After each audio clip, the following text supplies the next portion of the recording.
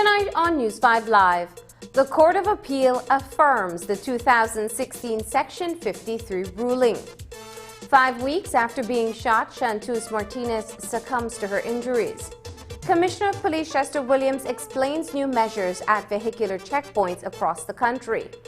And 2020, did you win Sunday's big draw?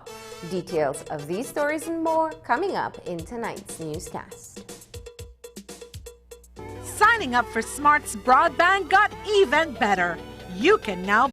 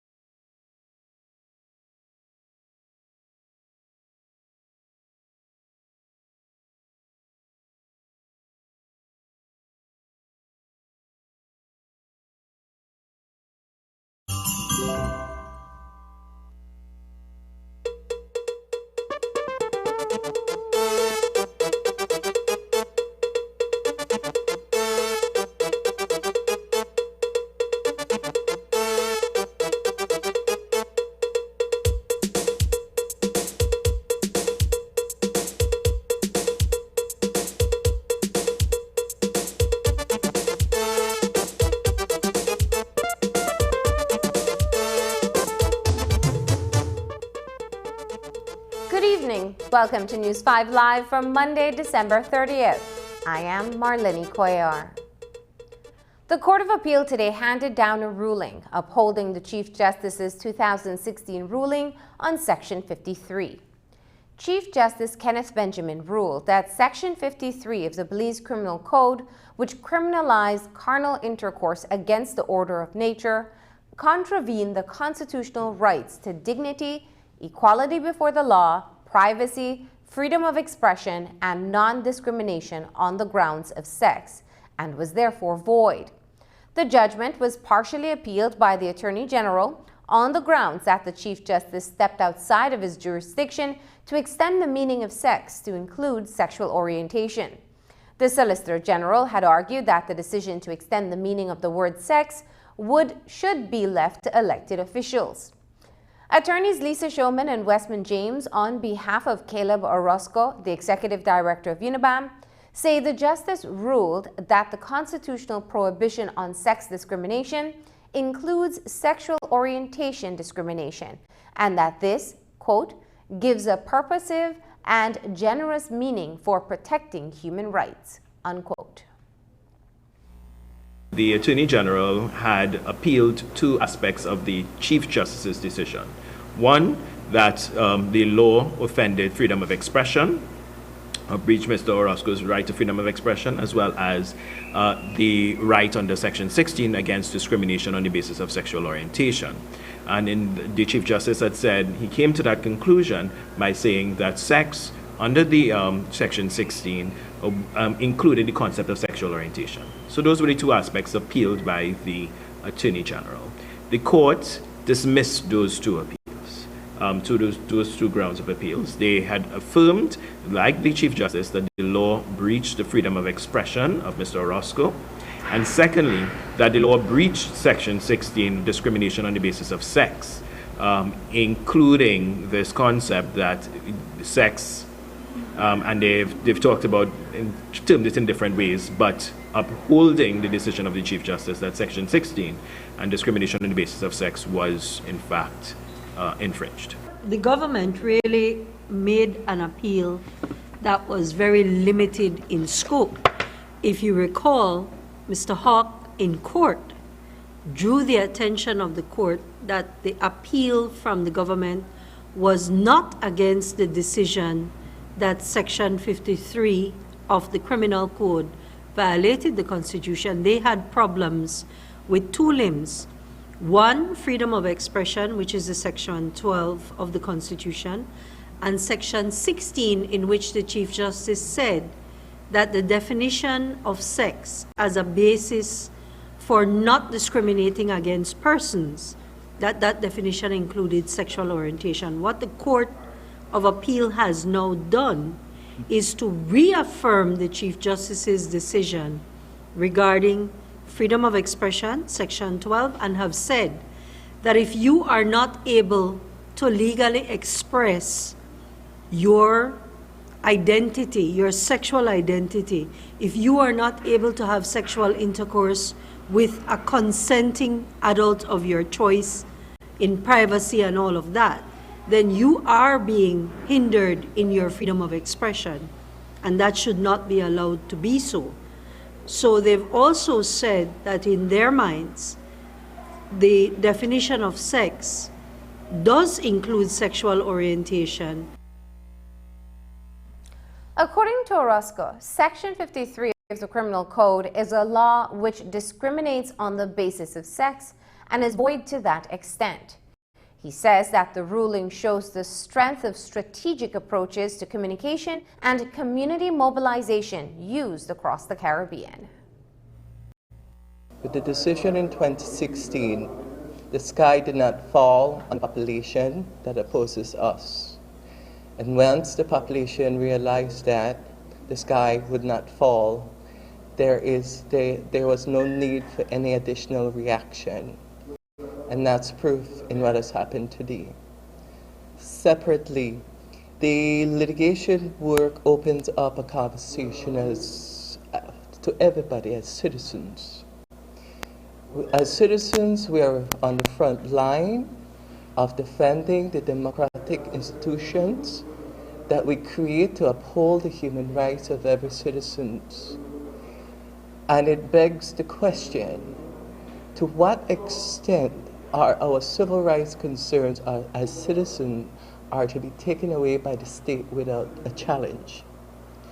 What I have proven is that whether you're a sex worker, LGBT, marginalized woman, person with diverse ability, a person experiencing domestic violence, you have the ability to take an issue to court and get redress. But what's clear in this process is that even with this decision, I am quite clear that the Attorney General office will not get up and automatically start revising laws based on this decision. With Section 53 being struck down by the Supreme Court and with the Court of Appeals reaffirming the Chief Justice's ruling, what other LGBT issues are there? Well, there is gender identity and marriage equality. Around the world, members of the LGBT have been challenging the status quo, and according to attorney Lisa Showman, Belize will be no different. Looking into her crystal ball, Showman expects a challenge that would result in marriage equality. To my mind, the next fight and the next uproar will be over the issues that come up in the new decade having to do with things like identity and marriage equality. But that's as far as I can tell you at this point. If you're using my crystal ball, I'll tell you that's the next frontier. In as much as persons who are LGBT or intersex wish to do the normal human thing of linking themselves in a union, I think that is going to be the next frontier, and it is for those persons to take up that challenge. But I foresee that challenge coming, and it's not just that. The other issue is identity, transgendered persons. What do you do in terms of identity? Can you have yourself legally declared as one gender or another? And those things are all things that are coming in the world, and they are happening. Belize is not going to be any different. No challenge has started, but I think, or rather I should say, it is my opinion that it won't be too long before it is challenged. Because I do know there are Belizeans who want to have the same opportunity that you and I have of being miserable in a civil union. So that is to come. Trial finally began today for the group of men accused of participating in the September 9, 2018 landing of a drug plane in Tres Leguas near Blue Creek in the Orange Walk district. That group includes former commander of the Orange Walk Police Formation, Superintendent David Chi, and Police Constable Norman Anthony, along with 2 Mexican nationals, Eli Figueroa Nunez and Azarias Manzano. The trial commenced inside the Orange Walk Magistrate Court, well over a year after police intercepted the plane in Blue Creek carrying 26 bales of cocaine. For context, upon the discovery of the plane, both Mexican nationals and Peter Friesen Jr. were arrested and later charged for importing drugs into Belize and drug trafficking. Superintendent David Chi and Officer Norman Anthony were later placed on administrative leave and eventually indicted for their alleged involvement. However, in May of this year, Peter Friesen was freed and charges against the other 4 men were reduced to conspiring to land the drug plane. Later on in September of that year, both officers were granted and met a hefty bail of $150,000 each.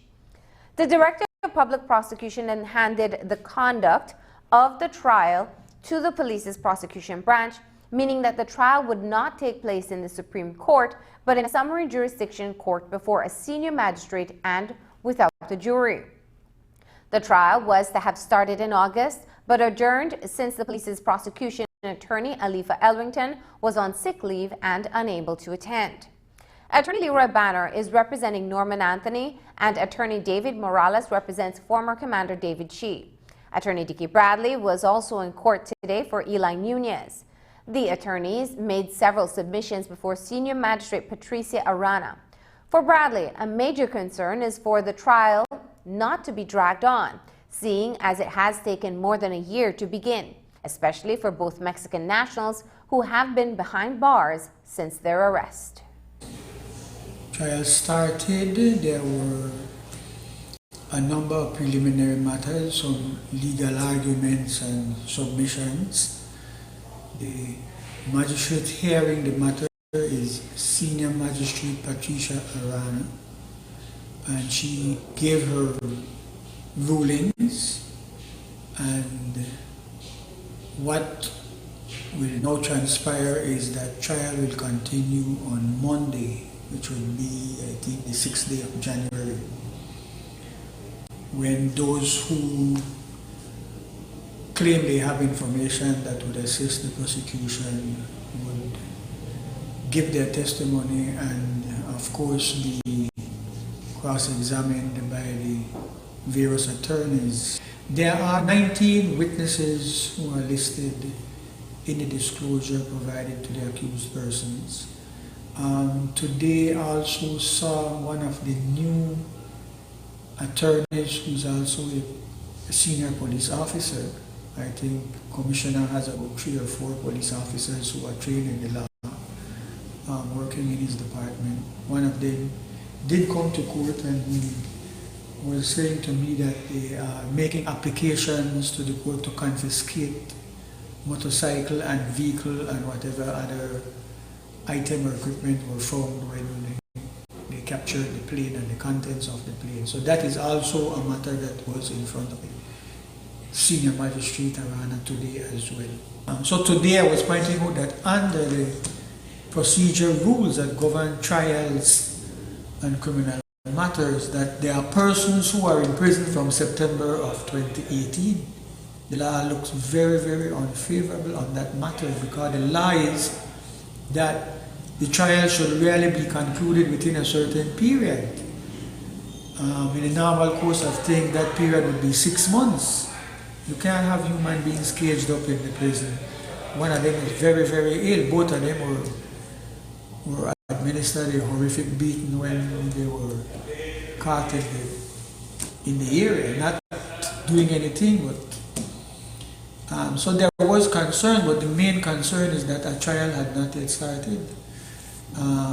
Finally, we got a chance to make a start with the trial, but what would normally would have heard me making the submission to say that, listen, in the Supreme Court we do things a little differently, in that the prosecution would advise us, we are defending people, it is their legal right to be defended. You can't have a fair trial if you're not given all information. So we were saying we would know whether 19 witnesses will come parading through the court or they would not use 4 or 5 or whatever. We would have an idea, a very good idea. They would tell the senior magistrate, Your Honor, we are only using 12 or 13 of the witnesses and the trial will only take 2 days or 3 days so that we can know, because there are people in prison and they are ill. If you look at them, they don't look the same way that when they last appeared in court. They have, one man has lost 28 pounds. He has a sickness which his family have to come bring medicine for him all the time. The concern is whether you will come to court if you are given bail, or whether the bail will be such that you can't dare not come to court. You can report to the police station every day, they can restrict your movements and so forth. But that was one of the issues that I was raising, that we don't want the trial to drag on for a number of reasons. It is now 1 year and 4 months. The trial continues on Monday, January 6th. 16-year-old Chantus Martinez died on Saturday night after being hospitalized for more than a month for gunshot injuries. Martinez and her boyfriend Mervyn Martin were shot while near the entrance of Martin's residence on Antelope Street Extension in Belize City. On November 24th, a lone gunman crept upon them, firing a barrage of bullets. 1-year-old Melanie Martin, who was asleep with her grandmother, was also injured. Baby Melanie and Mervyn Martin were released after receiving treatment, but Martinez fought for her life for more than a month. Investigators have charged a minor for attempted murder, and Superintendent Alejandro Coe says the charge will be upgraded to murder. Unfortunately, we have the passing of shooting victim Chantus Martinez, who was injured last month on the 24th. She succumbed to her injuries while receiving treatment at the Caltusian Memorial Hospital on Saturday. There was a minor who was charged. Most naturally we have to wait for the results of the postmortem, and thereafter we will decide if the charges will be upgraded to murder. She was never discharged. She was admitted since she was shot on the 24th. She remained at the hospital until passing away. Okay. So we have to wait on the postmortem results and thereafter on the doctor's report, and then we will proceed with the upgrading of the charges, if anything. Coming up, Compol Chester Williams explains why additional measures will be taken by officers at vehicular checkpoints.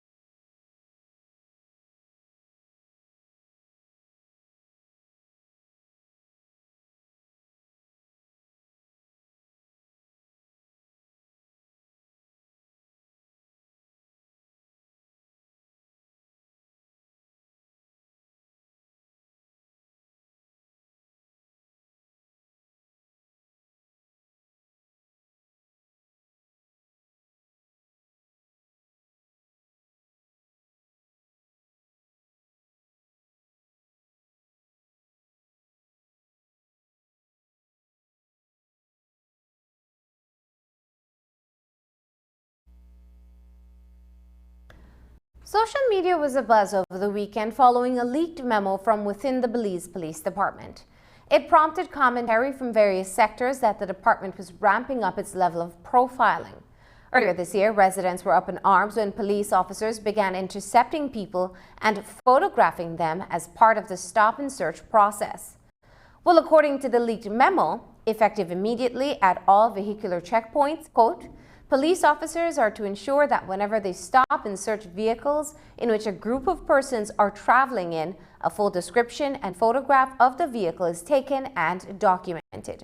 Likewise, all particulars and photograph of occupants in the vehicle gotten, unquote. Residents took to social media questioning the legality of the process. Today, Compol Chester Williams clarified that the leaked memo was rescinded and rectified. He also clarified that the process is supported by the Constitution of Belize and the Police Act. Our search will be targeted. I have always said that we know who the criminals are and those who uses our highways to commit criminal activities. And so we will venture to target only those persons who we believe. Because again, when you apply the law, and I want to take you to Section 9 of the Constitution, which deals with the right from protection of arbitrary search. While the Constitution provides that every citizen is protected from arbitrary search, it has limitations, and it says that nothing contained in this Constitution shall be deemed to be a violation of the rights if it is authorized by any law that makes reasonable provisions. And so, while it gives you that right, it also specifies limitations. And so, having looked at Section 9 and what it says in terms of any other law, I will now take you to Section 44 of the Police Act, which then gives the police the authority to search without warrant any person who the police have reasonable cause to believe or suspect is carrying any unlawful goods or item. And so, again, when the police are conducting checkpoints, we cannot just arbitrarily search people. We have to ensure that there is reasonable cause to suspect that whoever will be searched is engaging in something illegal. And so officers will be briefed on this. Under the Constitution, it speaks to the fact that the right can be limited for public safety, national security, public interest, public health, and many other things. And we see this as fitting within the ambit of public safety and national security. For far too long, our highways have been used by criminals to do as they please. We cannot any longer sit and allow the status quo to continue. As a department that is responsible for your safety, we want to do what we can to ensure that our law-abiding citizens can use our highways in a more safer manner, safer from criminal activities, as well as being safe from drunk drivers. Commissioner Williams says that it is a strategy being implemented by the department in the wake of a number of missing persons being abducted and taken to isolated areas to be murdered. Here's how he explains it. Over the past years, we have had a number of persons who had gone missing, particularly from Belmopan and Belize City. And those persons would later turn up dead in other jurisdictions. Just to name a few, we have the incident with Mr. Foster, we have Ms. Roches, we have Ms. Cook, we have Mr. Bowman, we have Mr. Brooks, we have Mr. Gentle, we have the lady, I think the custom woman who was kidnapped in Benke at one point in time, and thankfully police were able to intercept. And we had recently the case where police caught 5 young men beating another near Tapir hotel in Belize City. That's just to name a few.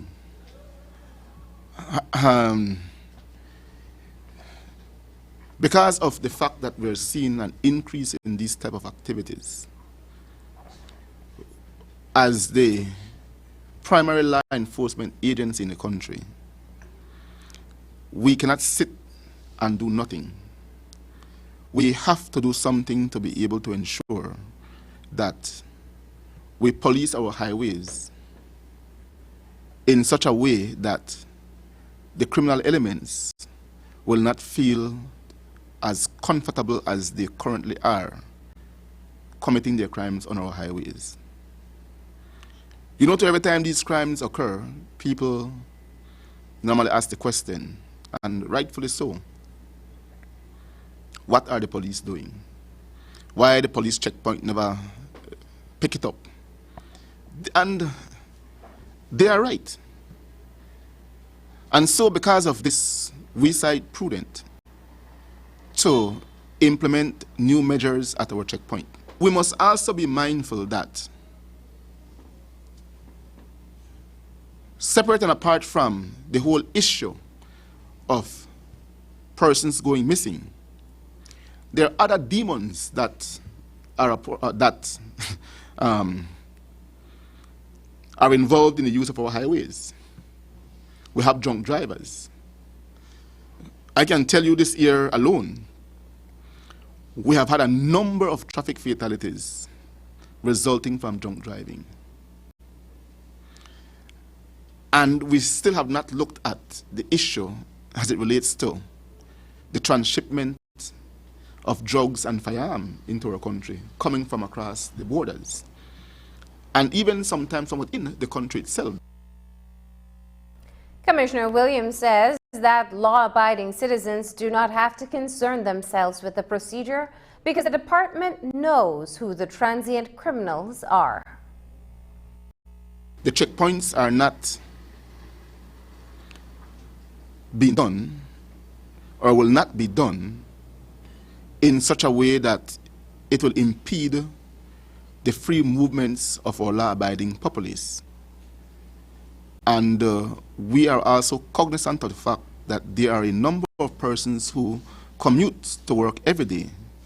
And likewise, we don't want to impede their movements so that they will arrive at work late in the morning time. And as well as those who come off in the evening and want to get home, we are very mindful of those circumstances, and so the checkpoints will be done in such a way that it does not affect those movements. Likewise, I saw people saying that the police will be stopping and searching every vehicle that comes to the checkpoint. That could never be so. That is practically next to impossible for the police to do. We ask that you be patient with us. May I also say that it is our instructions to our officers that they are not to allow traffic to back up. Even when it comes to requesting driver's license, you can't ask every vehicle that comes for driver's license. You try to do it randomly. And so we'll try to see how best we can enforce it, that there is not this huge inconvenience for the movement of our citizenry. Commissioner Williams says that the intent is to also see permanent vehicular checkpoints installed at certain locations along the highways, near the Haulover Bridge on the Philip Golson Highway, at Mile 4 on the George Price Highway, as well as in Belmopan and Dankriga. After the break, Belizeans celebrate 2020 by hitting the Sunday lottery ahead of the new year. And no water on La Isla Cariñosa.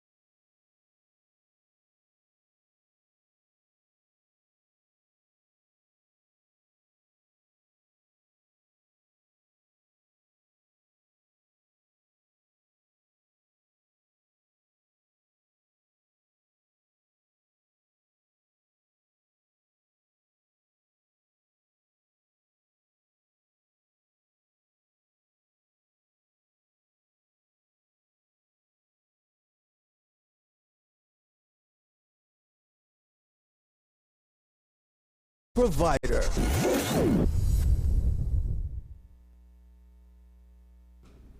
A new decade begins on January 1st, and while many are preparing to bid 2019 adieu, many more are looking ahead to the start of a new year. On Sunday morning, Belizeans across the country wagered on 2020 as the winning jackpot or single number in the lottery draw, and it's safe to say that they won big, regardless of how many pieces they actually bought. It's perhaps the biggest payout that the Belize Gaming Company will have to make since it took over the Bolido and Sunday lottery contracts from government. Following the drawing of the winning numbers, snaking queues were seen at various shops, including in San Pedro, where a long line was recorded and posted on social media. This afternoon, Carol Wallace, a spokesperson for the company, told us about the historic draw. So there was one in a few, one in a million times that something like this have occurred, where the coming year, which is 2020, is right here in about a couple of days, 2 days if I'm not mistaken, that had drawn in the Sunday lottery. We know how Belizeans are. We purchase numbers that are very familiar to us, or numbers that may have some kind of affiliation with something coming up, birthdays, so on. Coincidentally, and also luckily, 2020 played in the first prize for the jackpot, the Sunday lottery, and quite a number of people won. Quite a number, I mean, like a lot of people won, to the point where people were pretty much wondering if they would have been paid because of the fact that the amount of people that may have won. Now, we know that whenever somebody wins any kind of Bolido or lottery, they would go to their grocer that they purchased, and they would have that finance for them. Yesterday was not the case because of the amount of people may have won. We know that the grocers don't have a large scale of cash when it comes to that, because of the fact that we don't want them to be robbed or so on and so forth. So they do it for their own safety. So that sparked a firestorm where people were trying to wonder if they would have been paid. While the exact number of winners and total payout are still being calculated, it is not likely that any tax will be applied to individual earnings, unless, of course, you've won $10,000 and over. You may not be able to divulge specific numbers, but is there a way to figure out more or less how many people won?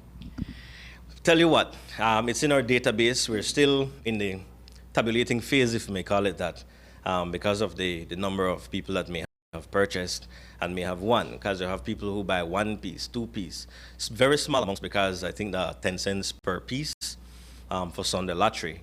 And so it's not easy to do. And then we also have 3 prizes within the jackpot. So it's a large scale, and a very large percent of the people that purchased yesterday won. We want to acknowledge that, yes, they won, and congrats going out to everybody who may have won. They start and we are right. We got paper in our pocket.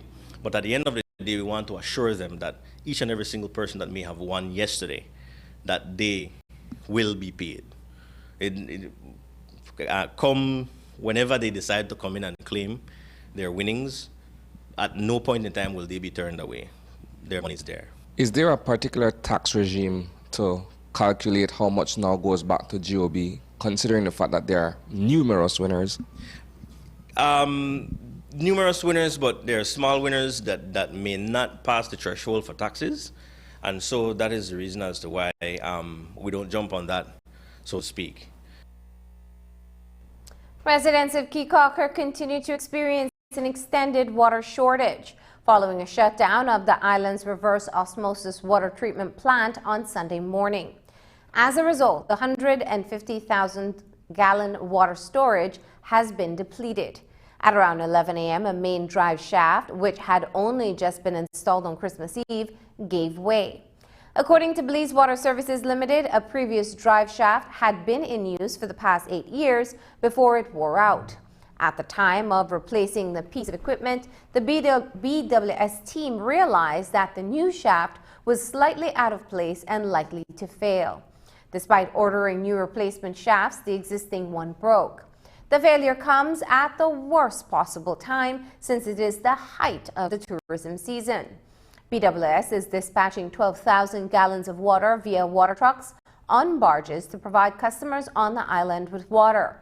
In a release issued by the company, it says that the limited supply of water will be rationed to customers in coordination with the Key Cocker Village Council. A team of technicians is on the island to install a customized shaft. According to Operations Officer Dave Pascasio, water will continue to be shipped to the island to fill the reservoir, notwithstanding the pending repair. While many of you are rejoicing with Sunday's lottery draw, there is one man who is struggling to keep a smile on his face. Tonight we bring you the story of 67-year-old Alan Caceres, a resident of Sand Hill Village. For the past 2 weeks, Caceres has been living in a broken-down house. He spent Christmas in less than fortunate conditions and is about to welcome the new year in those same conditions. Reporter Hippolyta Novella visited Caceres today to find out more. Like I'm living here. Yeah, wish things could get better. Because it was better before this, but now it's way down to the bottom. I'm down there. A smiling 67-year-old Alan Caceres is keeping hope alive that he will welcome 2020 in better conditions. But by the looks of it, Caceres will be spending the first hours of the new year sleeping inside this broken-down house. A peek inside the small space shows the disastrous state that it is in. It is unhealthy and unsafe. There isn't a front door. To enter his quarters, Caceres crawls up a window and onto a mattress which he has placed over broken boards. His room has walls filled with holes, and one of the walls has taken the role of a roof, with a window and a sharp raindrops that disturb his rest. There are snakes, bugs, and a lot of mosquitoes. Leaks in the top because the window is in the top. So whenever I lie down in there, right down there, the water just come down. Nighttime they clearing and drop on me and all that stuff, so I gotta always pay attention to what's happening. I try to close up all the little holes around because it's a lot of holes under the mattress because I just set the mattress on some board, so a lot of holes under there. A lot of mosquitoes? A lot of mosquitoes, I gotta burn the coils, right? So they go. But before morning again you're gonna hear them at your ears. Do you feel alone, lonely? Yes, many times, but I'm a soldier, so I was a trained soldier in the United States, right? I'm a veteran. But there's so much loneliness one man can endure, well, especially at your age. Yeah, but I could endure it because I trained myself to do that. Things don't worry me like that. Located in Sand Hill Village, along mile 18 and a half on the Philip Golson Highway, the house was damaged during the latest hurricane, but on December 18th, the main structure collapsed, leaving the adjacent room flipped on its side. Caceres is a vehicle mechanic, but business has been slow. He has no running water, but is still connected to the grid. Man, I gotta go to the jungle to use the bathroom right now. And I cook on my stove. I gotta go to the back and take a shower, you know. Everything broken down. My bathroom gone, everything. You don't feel afraid that someone might target you? I mean, you're vulnerable out here. Yeah, I don't feel afraid because I keep my stuff in my room. I keep my machete and stuff like that, and my knives and stuff, because I'm a trained soldier. And they ain't gonna attack me just like that. Because I know to do my thing. He has been assisted with mattress, food items, and other materials sent by Air Representative Edmond Castro. But what Caceres needs now is a proper roof over his head. This is suffering right here for me. I never lived like this in my whole life. Do you think 2020 will be better for you? I think so. I think I see a little future. Mr. Castro sent me something, so I think I see a little future in it, right? For mattresses? He sent me 4 mattresses, he sent me some more stuff, some food items. He sent me a stove top with a tank and stuff like that. And some sanitary stuff. But you need a proper roof over your head? Yeah, that's what I need now. I'll see if he's going to come up with something bigger. What about your children? You said you had one son? I have one son in Ladyville. I have one son by the name of Sean, but the one in Ladyville is Aston. The one in Tongue is Sean. I have a daughter by the name of Natalie that works at, I think it's jail, Quick Loan or something like that, at the Bell China Bridgefoot. Natalie Flowers. I don't see none of them because they are playing this hate role on me. You check? They don't come and visit you? No, they don't come. And while you might think that all hope is lost, Caceres believes that 2020 will be better. Do you have any New Year's resolution To live better next year and to uplift myself higher than how I was living. Reporting for News 5, Hipólito Novello. If you would like to assist him, you can contact him at cell phone number 6377502. When we come back, are charges pending for Jamoke Castro and a pair of friends are victims of a machete attack in Bullet Tree Falls. Now is the time.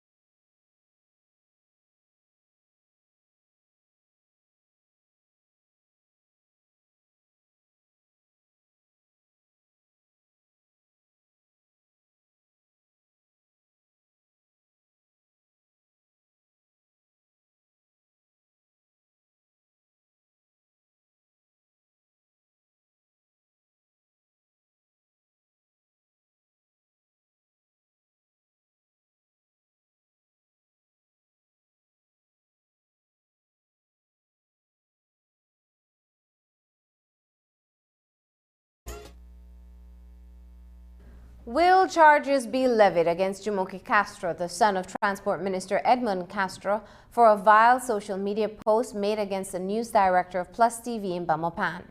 Shasta Wade, the wife of Pastor Louis Wade, has made an official report to the police department and is seeking recourse in the case of cyberbullying at the hands of the younger Castro, which occurred several weeks ago after the son of another minister was arraigned for domestic violence charges. Today, Paul Williams gave an update on the situation. I had a discussion with the DPP this morning to get an update in terms of her legal research on that matter. And we discussed certain things, and she had asked that certain things be done. And so those directives that she have given me this morning, I will pass those on to the investigators to carry out.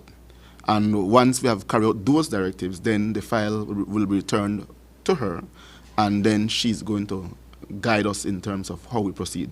But I'm pretty much optimistic that something from a legal standpoint will be done. Police have arrested and charged a pair of minors for the crime of burglary. One was additionally charged with aggravated assault against a police officer.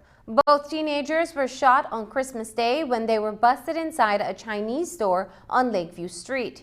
They had reportedly broken into the building when police responded to the burglary in progress. During the incident, 16-year-old Lionel Gordon and Denver Domingo were shot in the lower legs when they allegedly refused to surrender to police. Superintendent Alejandro Coa provides additional details. Well, they were found inside of a house where they do not live. There was an amount of items that were stolen, which have not been recovered.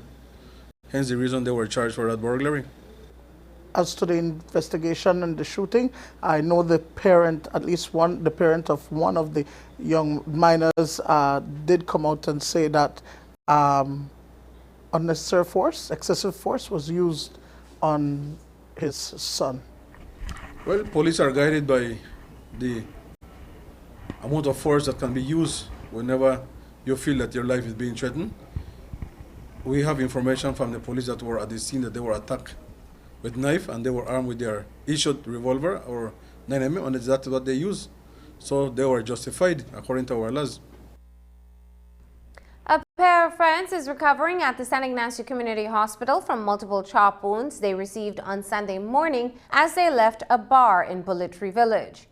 Genaro Martinez and Patricia Quilin were out socializing at a party when they decided to go to El Ranchito's bar in the village. Just after 2 a.m. on Sunday, the duo was leaving the bar when they were accosted by two residents who were also from the village. Martinez and Quilin were rushed to the hospital for treatment and remain in a stable condition. Police say that a motive has not been established at this time. Sometime around 2:40 a.m., San Ignacio police were called to the San Ignacio Community Hospital, where they observed Genaro Martinez, 32 years, and Patricio Quilin, 36 years, both of Bullet Tree Falls village address, with apparent chop wounds. Both persons reported to police that they were at a party socializing, and then sometime later on they decided to go to El Ranchito bar in Bullet Tree Village to purchase additional liquor, where upon coming out they were attacked by two persons whom they are familiar with, who inflicted the said injuries. At this time, police are seeking those persons pending this investigation. Has police been able? 2 of 3 alleged burglars, including a minor from Hatterville Village, have been charged in connection with the burglary of a house in Santa Rita Layout in Corozal District. Police say that their investigation has led them to arrest Avery Bain of Belize City and a minor for the crime, which occurred on Friday night around 8 o'clock at the home of Nancy Chable. Reports are that Chable, who was not at home at the time, was alerted of the burglary in progress. She called her common-law husband and they got home to find 3 burglars inside. Several shots were fired from the husband's licensed firearm. The burglars escaped with an assortment of items and cash by jumping the fence to the property. Police were called in and the investigation quickly led them to the suspects. Assistant Commissioner of Police Joseph Maivet says that the investigation is also showing that there was collusion by several other persons who may also be charged. Sometime around 11 p.m., police were called to the home of Nancy Chable in the Santa Rita Layout, Corozal Town, where it was reported to them by Ms. Chable that sometime after 8 p.m., she was alerted that some persons were inside her home, as she was not at home at the time. As a result, she made contact with her common law husband and they proceeded home, where upon arrival she entered her home and observed 3 dark-complexioned male persons inside her home, ransacking her home. As a result, she shouted for help, and in so doing, her common law husband then came around and observed those persons and fired several shots, warning shots into the air, in order to alert those persons that they were home. As a result, those persons then fled the scene, making good their escape. They observed that a number of items were stolen, including cash, monies, and other personal items. Police investigation into this matter have led to the detention of 2 persons so far, one being Avery Bain, 19 years, of a Belize City address, who have since been arrested and charged along with a 17-year-old minor of Hattieville for the crimes of burglary and handling stolen goods. During the course of the investigation, several other persons were detained whom we believe colluded with those persons in committing the crime. So it's still an ongoing investigation, and I must also say that a number of items were recovered from those 2 persons who have so far been charged. 2 San Pedro town residents are in trouble with the law tonight after they were caught in possession of drugs, as well as firearm and ammunition. On Saturday afternoon, a police patrol stopped and searched Justin Velasquez, a resident of the San Mateo area. Inside a carton box he carried were a gun and over 20 rounds of bullets. Velasquez has since been slapped with firearm offenses. At about 2:55 p.m., police were conducting patrol on Barrier Reef Drive, San Pedro, when they observed a male person riding a bicycle who at the time was carrying a cartoon box. A search on the cartoon box led to the discovery of a .38 revolver and 26 live rounds of ammunition. As a result, police arrested and charged Justin Shamir Velasquez, 21 years old, of San Mateo area, for the crime of kept ammunition without a gun license and kept firearm without a gun license. A San Juan resident has also been charged with possession of a controlled drug with intent to supply to another. Carlos Castillo was taken into custody and searched. On him were over 13 grams of crack cocaine. San Pedro police processed him and he was charged for the crime. Senior Superintendent Alberto Romero shared the details. Around 6:30 p.m., police escorted Carlos Castillo, 31 years, labor of San Juan area, San Pedro town, to the San Pedro police station. At the police station, a search was conducted on him, which led to the discovery of 13.1 grams of suspected crack cocaine. As a result, he was formally arrested and charged with possession of controlled drugs with intent to supply to another. Coming up after the break, another stolen vehicle from Benque pops up in Melchor, and Prime Minister Barrow departs the country.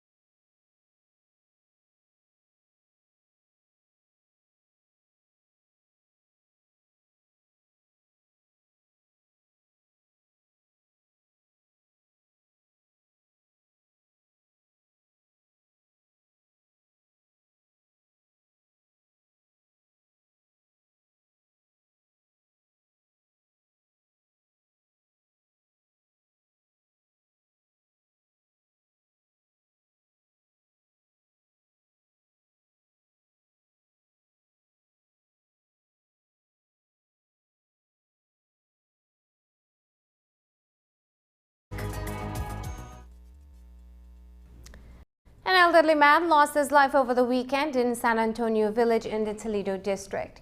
Police do not suspect foul play in the death of 88-year-old Ponciano Coy, who was discovered face down in a shallow creek with apparent injuries to his face. Reports are that on Friday night, an intoxicated Coy left home and his body was discovered around 3 o'clock on Saturday afternoon in the creek.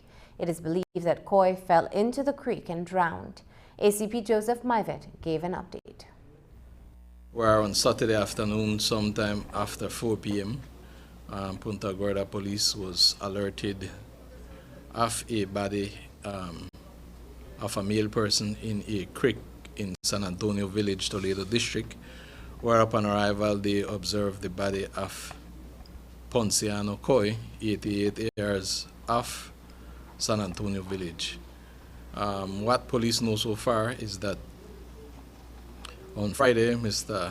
Coy left his home and returned later Friday night, apparently under the influence of alcohol, and he then left to an unknown destination thereafter, and it was not until Saturday afternoon that his body was discovered in the creek.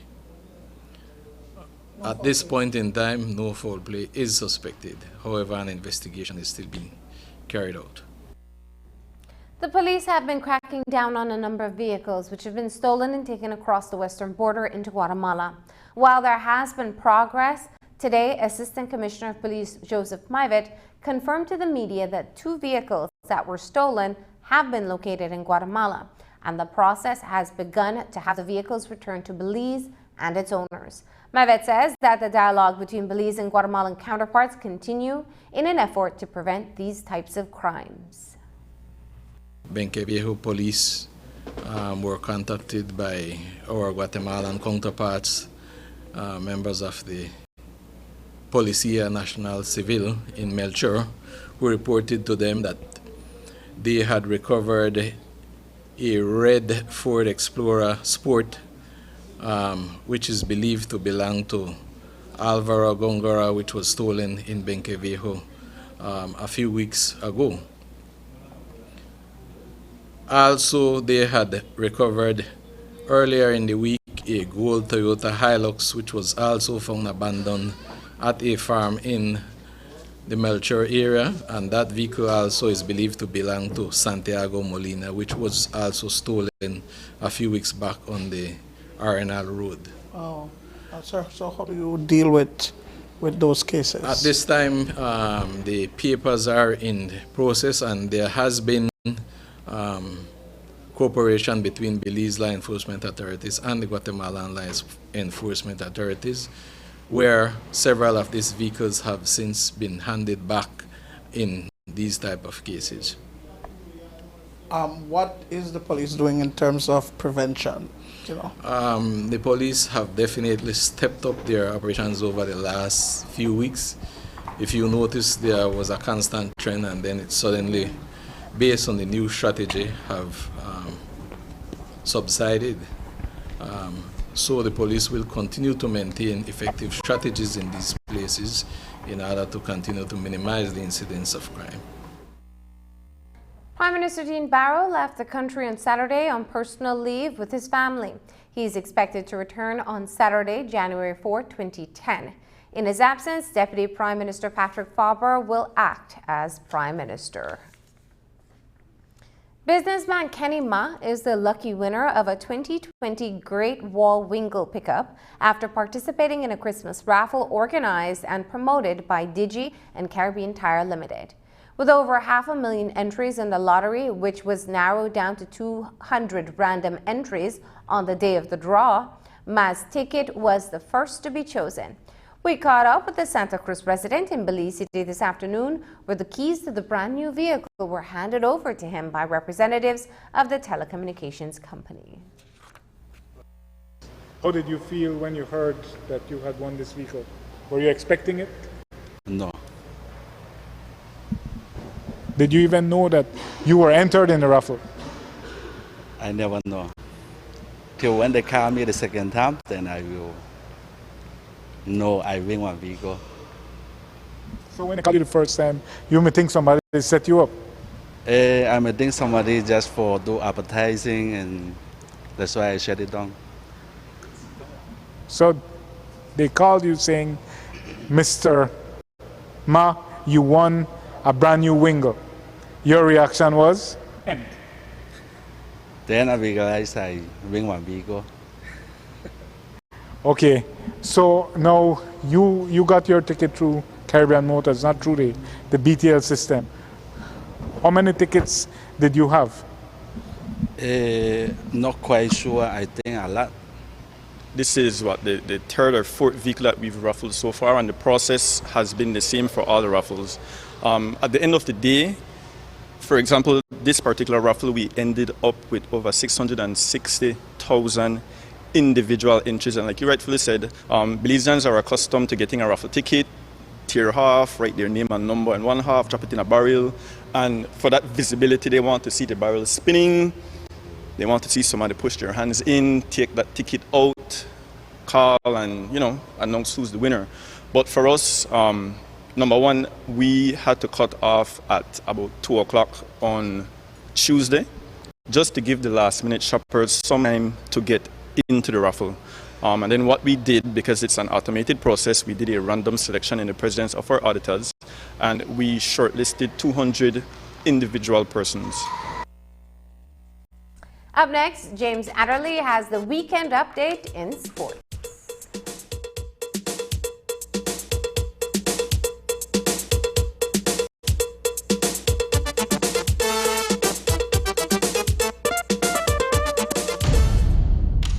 No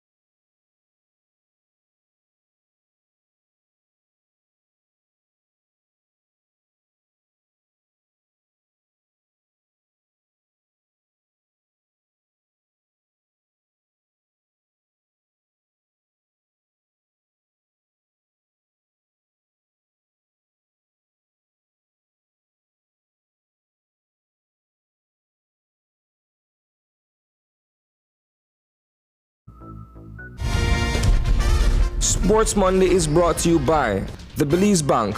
Our country, your bank.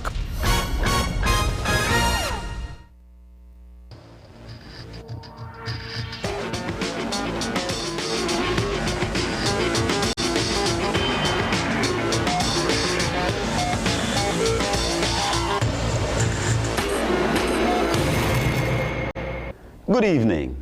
I'm James Satterley. Welcome to Sports Monday.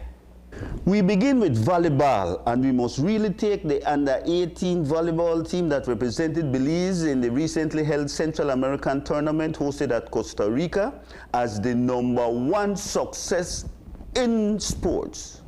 Team Belize made it to the finals against the host team Costa Rica, contending for gold. Yes, we were defeated in the finals and had to settle for silver, but who would have thought this possible? And there's more. Belize won 7 individual awards from this international tournament. Garrett Bruce struck for 2 awards with Best Scorer and Best Attacker, reaching the highest score of 92 points at this international tournament. Sofia Lozano brought home the Best Libero and the Best Defensive Player.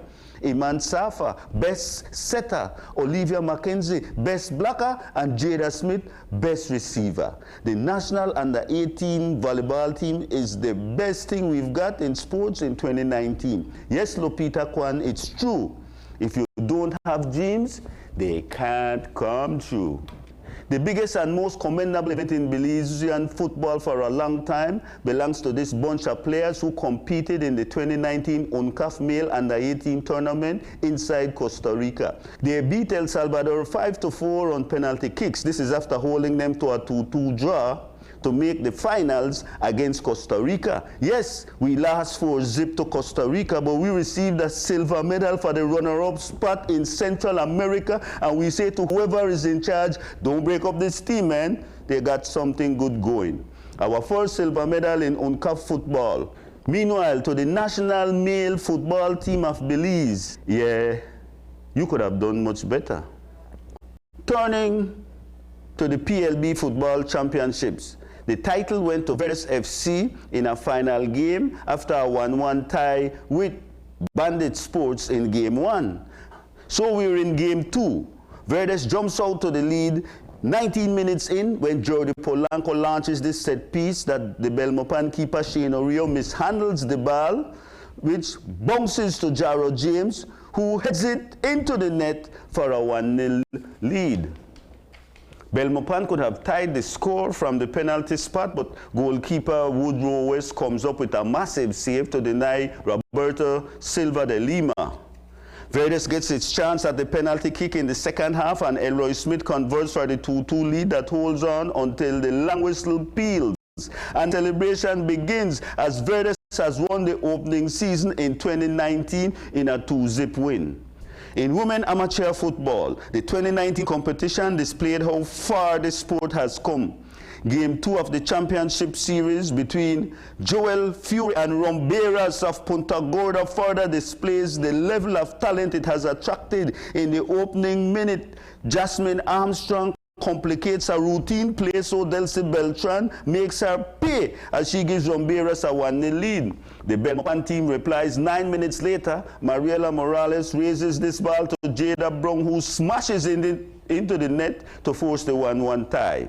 Joel Fury doubles the lead from the penalty spot when Janisha Scott finds the corner of the net for the 2-1 lead in money time. This picture shows the ecstasy of victory and the vast disappointment in defeat when the long whistle blows. Joel Fury is boss in 2019, and we say Rumberas of Punta Gorda is coming. Checking the cycling scene, the 91st Annual Cross Country Cycle Classic brought out 115 athletes that included some 16 riders from the United States and Central America, as we witness the start that leaves Newtown Barracks in a rollout heading to the George Price Highway. Tariq Kano would grab the first free in a sacrifice fly at Hattieville some 16 miles into this ride. We're on the way back from San Ignacio, where we find Giovanni Lovell overtaking Ronnie Hulaya, the Guatemalan, who captures the halfway prize in a bid that would be short-lived. At mile 23, the three-man Guatemalan team would take control of this race. Ronnie Hulaya still dominates the ride and now has support from his teammates Julio Padilla Miranda and Jose Canasto. Belizean-American Corey Williams is the sole challenger in this four-man breakaway. However, at 19 miles, Corey Williams would be squeezed out of the lead after being jolted by the three leaders. The big three make their triumphant entry into Belize City as they head to the finish line. The pecking order would be adhered to as all three riders raise their arms as they cross the finish line together in a show of dominance. Hey, what can we say? Julio Padilla Miranda would wear the garland. For sure, it was not a result that would bring joy to the nation. Maybe the bitter lesson can propel the nation's riders to take the 2020 Cross Country Cycling Classic more professionally. In basketball news, the 2019 NEBL basketball title went to a fifth game out at the island before San Pedro Tiger Sharks jolted the Belize City Hurricanes in a 72-65 final score. As we see, General Manager for the Belize City team, Gilbert Gordon, accept the second place trophy inside the San Pedro Auditorium. The Tiger Sharks enjoy owning this title as they celebrate the trophy that signifies them as the winningest team in NEBL basketball. Hey, let's see what happens in the new year. Hey folks, certainly hope you enjoy the new year and certainly hope you enjoy the show. We invite you back same time, same place next week. But before we go, we want to remind you that the new year is coming and it must be filled with hope. We ask you to remember that it is written, "Behold, I come quickly, and my reward is with me to give to each man as his work shall be." Jah over all. I'm James Adderley. Sports Monday was brought to you by the Belize Bank. Our country, your bank.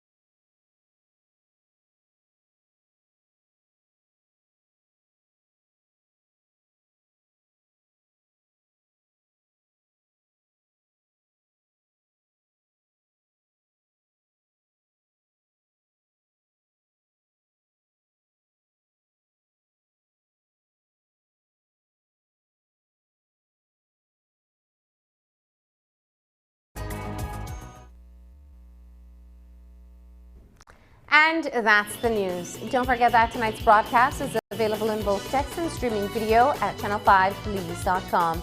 You can also connect with us on our Facebook page at facebook.com/News5Live. I'm Marlene Cuellar. Thanks for joining us. And from all of us here at News 5, good night.